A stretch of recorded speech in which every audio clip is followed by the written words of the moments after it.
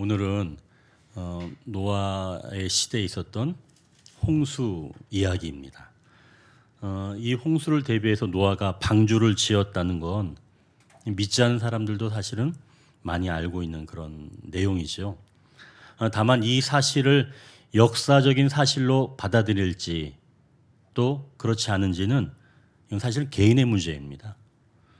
우리는 신앙 안에서 오늘의 이 홍수 그리고 방주의 이야기를 함께 나누겠습니다. 세 가지로 나눌 텐데요. 먼저는 그러니까 방주에 오를 때 사람들이 어떤 상태인지, 그리고 두 번째 방주를 하나님의 나라의 어떤 완성으로 보는지 아니면 다른 것으로 보는지, 그리고 세 번째 마지막으로 방주의 생활을 무엇이 완성하게 하는지, 이렇게 세 가지 내용을 가지고 말씀을 함께 나누도록 하겠습니다. 오늘은 한 편의 동화로 말씀을 시작합니다. 이 제목은 피리 부는 사나이입니다. 혹시 가수 송창식의 피리 부는 사나이라고 생각하지는 마십시오. 그보다는 훨씬 더 오래된 독일의 전래 동화입니다. 아마 많이 다 알고 계실 거예요. 옛날 독일 하멜른이라고 하는 작은 도시가 있었어요. 이 도시 옆에는 베저강이 아름답게 흐르고 있었습니다. 그런데 어느 날 이 마을에 쥐가 생기기 시작하더니 나중에는 점점 더 숫자가 많아져서 집안까지 나타나서 음식을 훔쳐먹기도 하고 또 아이들을 물어버리는 그런 일들까지 발생하게 되었습니다.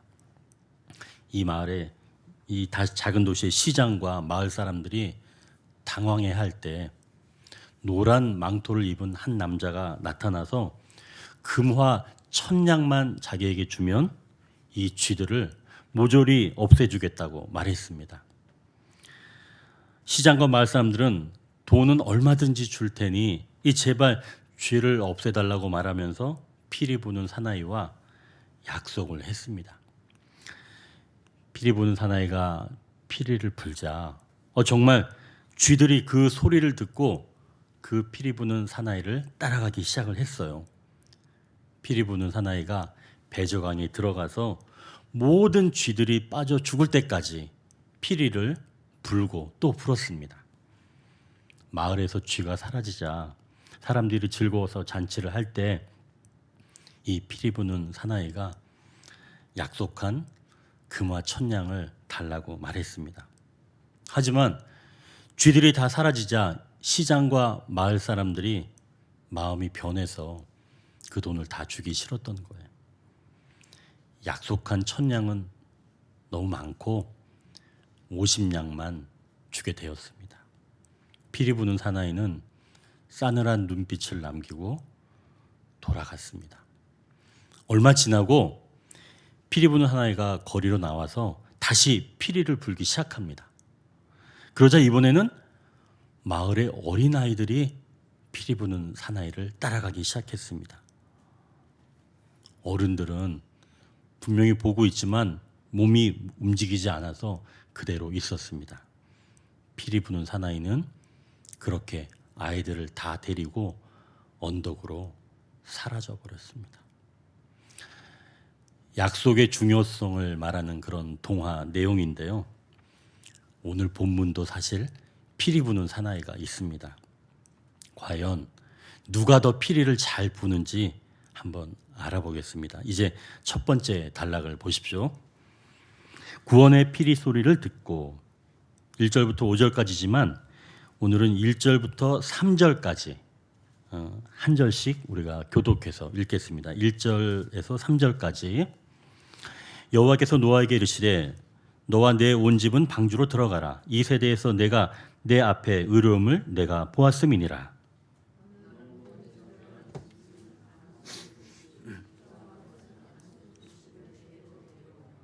함께합니다. 공중의 새도 암수 7씩을 데려와 그 씨를 온 지면에 유전하게 하라. 하나님께서 지금 노아에게 피리를 불어서 모든 짐승을 불러 모으는데 그 중에서 선별해서 불러 모으라고 말씀합니다. 많은 짐승은 있어도 전부 모으면 안 되고 정결한 것은 7쌍, 부정한 것은 3쌍, 그리고 모든 새까지 지금 모으라고 말씀하는 거죠. 독일의 피리 부는 사나이는 어땠는가요? 쥐들을 불렀고 어린아이들을 불렀죠. 근데 오늘 본문은 어떻습니까요? 많은 것 중에 선별해서 불렀습니다. 누가 더 잘 부른 걸까요? 누구에겐 들리고 누구에겐 안 들리게 하는 것이 더 어려우니까 아마도 노아가 더 실력자인 것 같습니다. 물론 노아가 진짜 피리를 불었다는 건 아닙니다. 사실은 본문을 보면서 제가 그냥 상상한 거죠. 독일의 피리 부는 사나이보다 노아가 더 잘 부른다고 볼 수 있는 그런 이유는 사실은 피리를 부는 목적에 있습니다. 독일의 피리 부는 사나이는 대상을 홀려서 강 속에 빠지게 하거나 또는 아이들을 어디론가 데려가는, 그래서 모두를 고통스럽게 하려는 목적이었다면 노아는 살리려는 목적으로 피리를 부니까 노아의 실력이 더 좋은 거겠죠. 이제 노아의 피 소리를 듣고 나온 이 피조물들의 특징을 보면서 구원의 방주를 오를 때 특징을 살펴보겠습니다. 2, 3절을 보니까 여기 모든 짐승이 나온다고 말씀하죠. 자, 이때 숲속에서 나오는 짐승들을 한번 좀 상상을 해 보십시오. 토끼가 깡총깡총 나옵니다. 사슴도 펄짝펄짝 나오겠죠. 멧돼지도 꿀꿀거리며 나올 겁니다. 여기까지만 나오면 좋겠는데 늑대도 나오고 호랑이도 나오는 거예요. 그동안 잘 지냈던 동물들만 나오는 게 아니라 무서워서 피했던 그런 짐승까지 나오는 겁니다. 이거 어떻게 해요? 근데 자세히 보니까 이들이 예전 모습이 아닌 거예요. 뭔가 달라진 겁니다. 먹잇감을 보면 으르렁거리며 잡아먹듯 달려들었었는데 지금은 얼굴빛이 달라진 거죠. 예전에 그 사나운 눈빛이 사라져버린 것입니다. 이미 와있던 사자가 토끼에게 이야기를 합니다. 토끼 안녕, 좀 늦게 왔구나. 너 내 앞에 서 있어. 눈빛만 달라진 게 아니라 말도 달라진 거죠. 이렇게 구원의 피 소리를 듣고 방주로 나올 때는 이렇게 타락한 본성, 즉 상대를 누르고 내가 더 이익을 보겠다고 하는 그런 마음들이 사라지는 것을 경험한다는 것이죠. 사실 이 노아보다 피리를 더 잘 부는 분이 계세요. 이분은 피리 그 자체이신 분입니다. 바로 예수님이죠. 예수님께서 이스라엘 땅 여리고에 들어가셨을 때 그때도 이렇게 피리를 부셨는데요. 그때는 한 사람에게만 피리를 부셨습니다. 누가복음 19장 1절에서 9절인데요. 이것도 제가 읽어드릴게요. 누가복음 19장 1절에서 9절입니다. 예수께서 여리고로 들어가 지나가시더라. 삭개오라 이름한 자가 있으니 세리장이요 또한 부자라.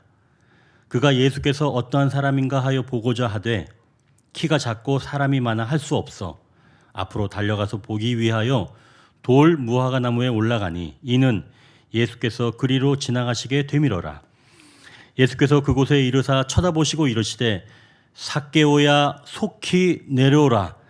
내가 오늘 내 집에 유하여야 하겠다 하시니 급히 내려와 즐거워하며 영접하거늘 뭇사람이 보고 수군거려 이르되 저가 죄인의 집에 유하러 들어갔도다 하더라. 삭개오가 서서 주께 여짜오되 주여 보시옵소서 내 소유의 절반을 가난한 자들에게 주겠사오며 만일 누구의 것을 속여 빼앗은 일이 있으면 네 갑절이나 갚겠나이다. 예수께서 이르시되 오늘 구원이 이 집에 이르렀으니 이 사람도 아브라함의 자손임이로다. 아멘.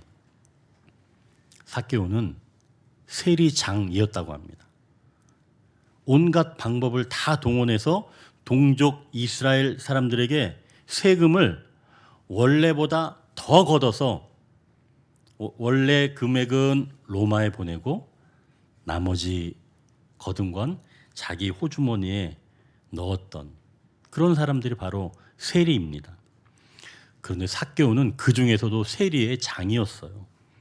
그러니까 완전히 자기 배만 불리던 사람이었죠. 그러니까 사람들은 그를 죄인이라고 하면서 상종하지도 않았습니다. 그런데 지금 삭개오는 예수님의 피리 소리를 듣고 즐거워하며 달려와서 이제 내 소유의 절반을 내놓겠습니다. 속여 빼앗은 것이 있으면 4배로 갚겠습니다. 이렇게 말하는 겁니다. 그동안의 삶의 방식, 언행들이 달라진 겁니다. 예전에는 내 이익을 위해선 온갖 험한 일도 마다하지 않았는데 그게 싫어졌다는 것이죠. 그리고 구원의 기쁨을 누리고자 마음에 열망이 생기게 된 겁니다. 이렇게 구원의 피리 소리를 제대로 듣게 된다면 타락한 본성이 사그라듭니다. 이렇게 타락한 본성이 사그라들면 그걸 제일 먼저 알게 되는 사람들은 누구일까요? 남편, 아내, 그리고 가족이겠죠.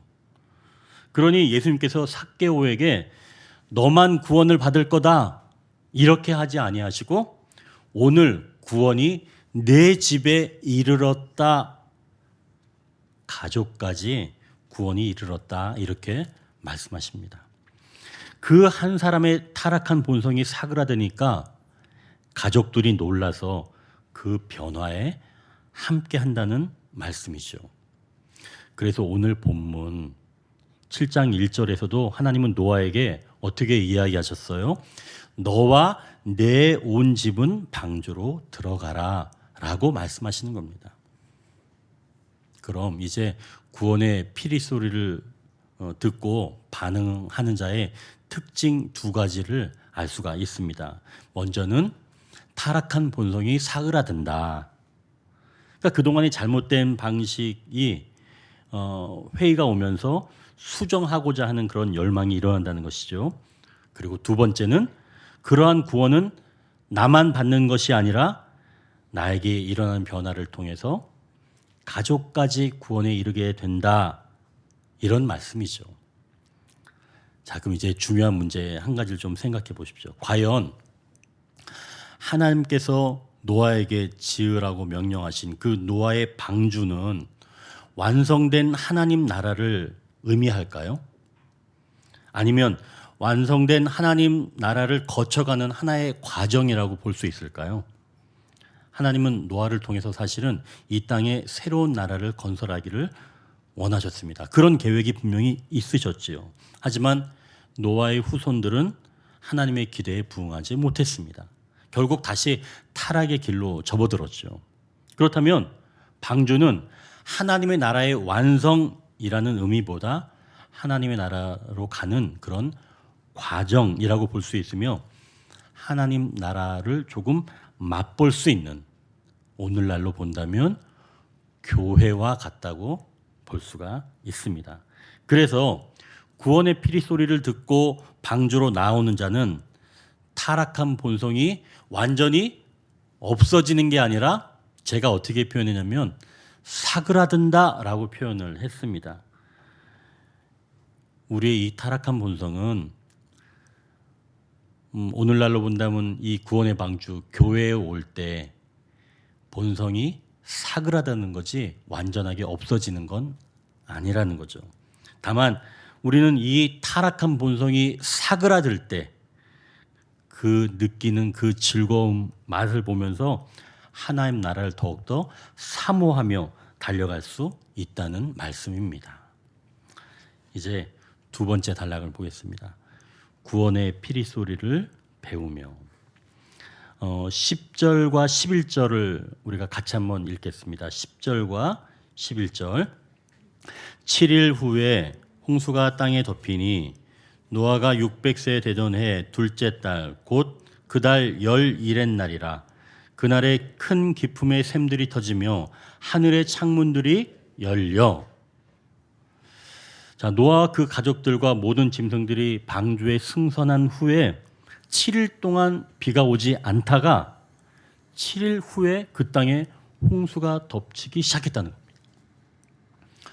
요즘 젊은 사람들 그 카톡을 보면 누구와 사귄 지 며칠 되었고 또는 결혼한 지 얼마가 되었다라고 하는 것들을 숫자로 표시해 둡니다. 뭐 D 플러스 몇 뭐 이렇게 해놓죠. 이건 뭘까요? 잘 기억하겠다는 거예요. 노아도 이날이 얼마나 중요한지 기록해 둔 거죠. 물론 이것은 모세가 기록해 두었지만 그만큼 중요했기 때문에 지금 기록을 해 두었다는 겁니다. 하나님께서 노아가 480세 되었을 때 홍수로 세상을 심판하시겠다고 말씀하시면서 노아에게 방주를 준비하라고 명령하셨습니다. 그리고 너와 내 집은 구원할 거야 약속을 하셨죠. 노아는 하나님의 이 약속의 말씀을 듣고 120년 동안 방주를 지었습니다. 처음 20년 동안은 아마도 혼자 짓지 않았을까 생각이 돼요. 물론 그때는 무드셀라도 있었어요. 할아버지 무드셀라도 있었고 아버지 라멕도 있었습니다. 도와줬는지 안 도와줬는지 잘 모르겠어요. 이후에 노아가 500세 될 때 아이들이 태어났으니까 이후 100년 아마 아이들이 좀 커서부터는 좀 도와줬겠죠. 자, 그러면 이 노아가 120년 동안 방주를 지었는데 노아의 그런 모습을 보고 마을 사람들은 어떻게 생각을 했을까요? 햇빛 쨍쨍할 때 우산을 들고 가는 것까지는 뭐 그냥 그럴 수 있습니다. 그런데 장화까지 신고 다니는 모습을 본다면 사람들이 어떻게 볼까요? 자, 그런데 여러분, 가로가 150m 그리고 세로가 25m, 높이가 15m나 되는 그 엄청난 크기의 배를 해가 쨍쨍 뜨는 날 홍수를 대비해서 120년 동안 노아가 이 배를 만들었다고 지금 상상을 해 보십시오. 아마 사람들은 마을 사람들은 노아를 미친 사람 취급했을 것입니다. 아마 노아가 나무를 지고 지나가면 마을 사람들이 그 노아를 보고 아마 혀를 끌끌 찼을 거예요. 그런데 정말 노아가 방주를 완성하고 피리를 불자 숲속의 모든 짐승들이 와서 승선을 했고 그리고 일주일 만에 지금 비가 내린 겁니다. 그동안 자신이 걸었던 그 길이 결코 잘못된 길은 아니었다라고 하는 마음이 들었겠지요. 하나님의 약속이 그대로 이루어지는 날입니다. 그러니 이렇게 구체적으로 날짜까지 기록해 두었겠죠. 독일 하메른시에서 피리 부는 사나이는 시장과 마을 사람들이 약속을 지키지 않아서 떠나갔지만 노아는 약속하시고 변치 아니하시는 그 신실하신 하나님, 자기뿐만이 아니라 가족 모두를 구원의 방주에 오르게 하시고 진짜 홍수가 나서 자기가 미친 사람이 아니었다라고 하는 것을 알게 하신, 증명해 주신 하나님. 그래서 노아는 이제 이 배 안에서, 방주 안에서 이러한 하나님을 찬양하면서 피리 불지 않았을까요? 구원의 피리 소리에서 배울 수 있는 것은 바로 하나님의 신실하심, 하나님의 약속, 그리고 그분의 신실하심을 우리가 배울 수 있다는 것이죠. 당장에 이루어지지는 않지만 하나님께서 약속하시면 하나님은 지키십니다. 하나님은 신실하십니다. 주 예수를 믿으라. 그리하면 너와 내 집이 구원을 얻으리라 말씀하셨습니다. 여러분, 신실하신 하나님을 신뢰하십시오. 그분의 약속을 믿으십시오. 자, 그럼 이제 우리가 이때 궁금한 게 있어요. 항상 어떤 사람이 성공하면 그 사람한테 좀 궁금한 게 있잖아요. 아니, 어떻게 그걸 성공할 수 있었어요? 궁금하잖아요. 그죠? 우리도 노아한테 궁금해야 합니다. 아니, 어떻게 120년 동안 하나님 약속만을 믿고 120년 동안 배를 지을 수 있어요? 중간에 혹시 의심이 들지 않았나요? 그럴 때 도대체 어떻게 했나요? 이런 궁금증 말입니다. 6장 9절에 보면은 하나님은 노아와 동행해 주셨다라고 말씀합니다. 오늘날로 보면 예배 드렸다는 거예요. 우리가 주일 예배를 드리는 것은 하나님의 약속의 말씀을 다시 확인받는 시간입니다. 하나님의 약속이 믿어지지 않을 때 이 예배 가운데 다시 믿어지게 해달라고 말하며 예배를 드리는 겁니다. 예배는 믿는 사람만 드리는 게 아니라 믿기를 원하는 사람도 드려야 한다는 것이죠. 그럴 때 믿어지는 겁니다. 또 약속은 믿어지는데 몸이 연약하여서 마음이 흐트러질 때가 있습니다.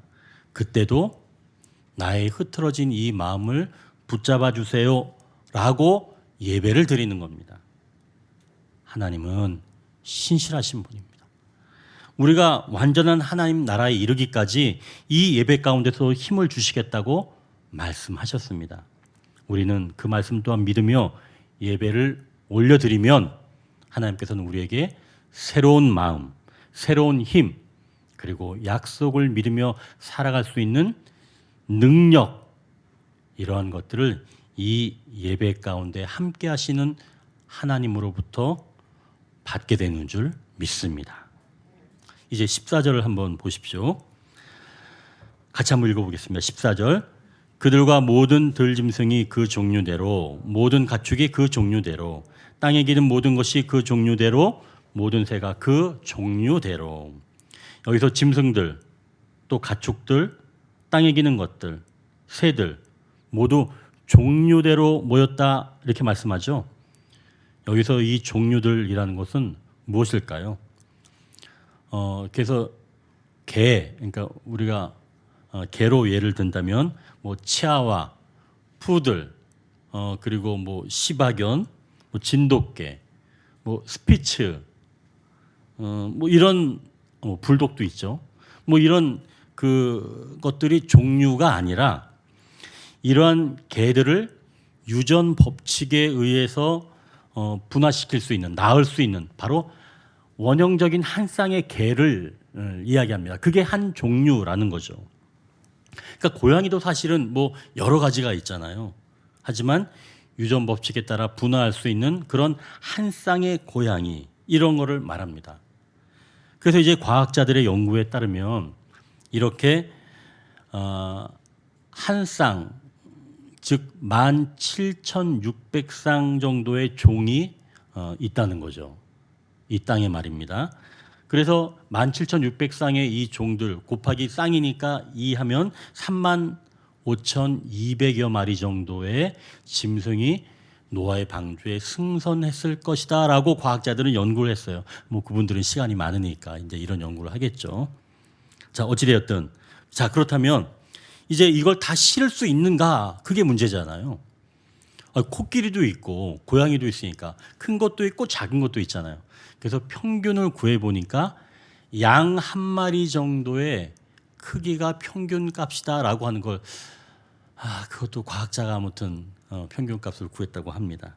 자, 그래서 이 방주가 과연 35,200마리가 들어갈 수 있는가라고 계산을 해봤더니 방주에 들어갈 수 있는 그 양의 숫자가 12만 5천 마리 정도가 들어갈 수 있는 크기였다는 거죠.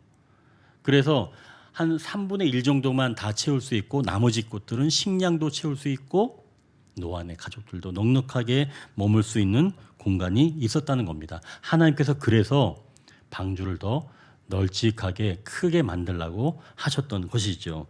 자, 이제 이 모든 생물들, 짐승들이 다 방주 안에 들어있다는 것을 상상해 보십시오.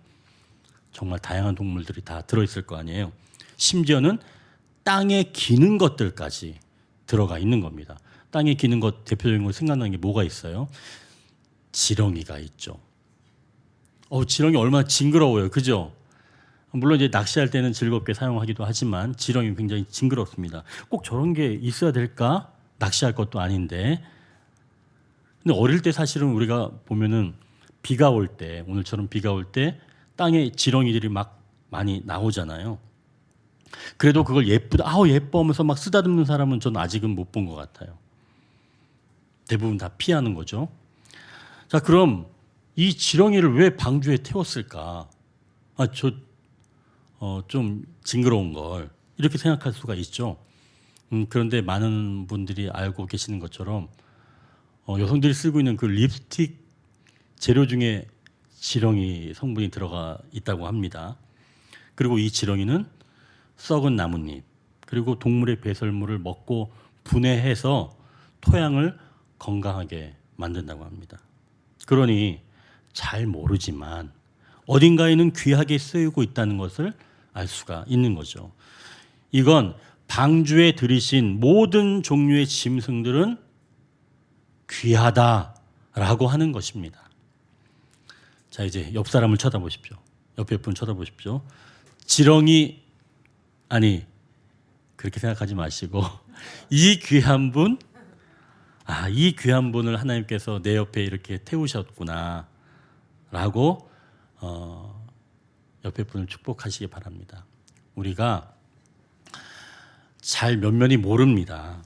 우리가 옆에 있는 사람을 다 속은 알 수는 없어요. 그 인생을 다 알 수 없습니다. 하지만 하나님께서 구원의 피리를 불어주셔서 이 방주로 올라오신 분이라면 아마도 하나님은 귀한 뜻 가운데서 이 자리로 부르셨을 것이며 내 옆자리에 두셨는 줄 믿습니다. 우리가 이렇게 여기면 되는 거예요.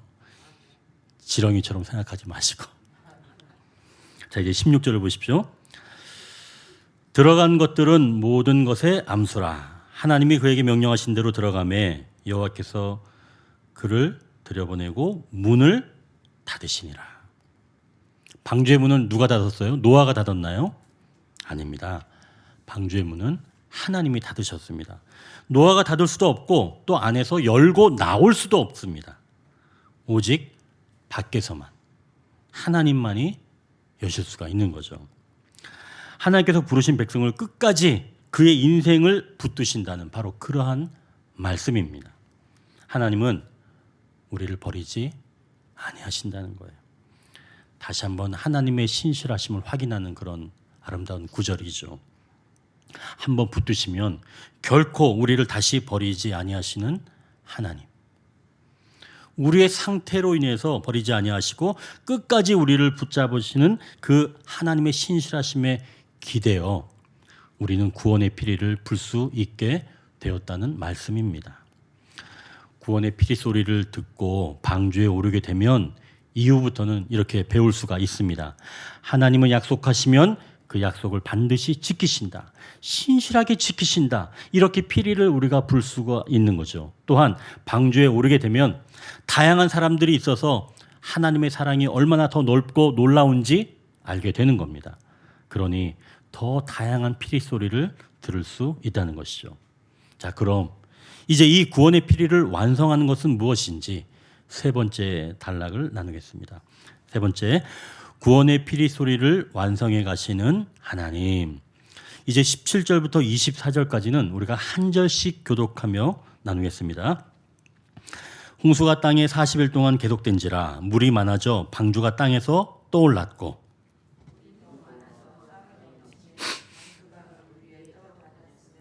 물이 땅에 더욱 넘침에 천하의 높은 산이 다 잠겼더니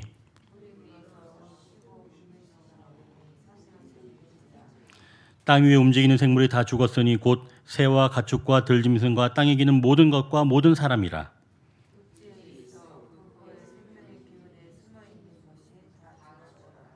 지면의 모든 생물을 썰어버리시니 곧 사람과 가축과 기는 것과 공중의 새까지라. 이들은 땅에서 쓸어버림을 당하였으되 오직 노아와 그와 함께 방주에 있던 자들만 남았더라. 물이 150일을 땅에 넘쳤더라. 여러분, 여기서 읽어보니까 지금 뭔가 좀 공통점이 보이지 않나요? 17절 마지막 보니까 방주가 땅에서 떠올랐고 이렇게 돼 있죠. 그 다음 18절 마지막을 보십시오. 방주가 물 위에 떠다녔으며 이렇게 돼 있죠. 자, 이제 19절 보십시오. 높은 산이 다 잠겼더니 그리고 20절 산들이 잠긴지라. 또 21절 보십시오. 생물이 다 죽었으니 22절 보니까 다 죽었더라. 23절에도 모든 생물을 쓸어버리시니 그 다음에 쓸어버림을 당하였으되.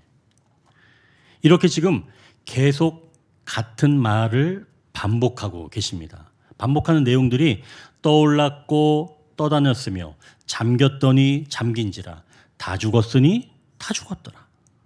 이 말씀은 물이 차서 세상이 잠기면 방주는 어떻게 된다는 거예요? 계속 떠오르고 그렇게 한쪽에서는 다 죽었다는 것, 다른 한쪽에서는 떠올라서 완전히 살았다는 것. 이것을 완전히 극명하게 지금 보여주고 있는 거죠.